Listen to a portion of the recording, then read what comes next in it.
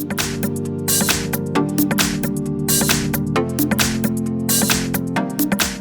my name is Oppo Reno 4 Lite, and today I'll show you how to copy contacts from a SIM card to the device. So to get started, we'll need to open up the standalone contacts app, which is located in the Google folder. So right over here.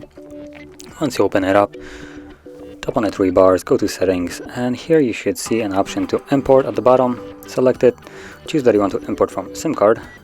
Okay, and once you do, it will show you all the contacts that are located on that SIM card.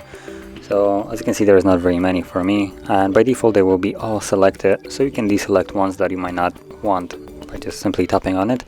And from there, tap on the check mark to finish it up, and as you can see, 3 SIM contacts imported, and if we go back, there they are. So that is how you would import contacts, and if you found this very helpful, don't forget to like, subscribe, and thanks for watching.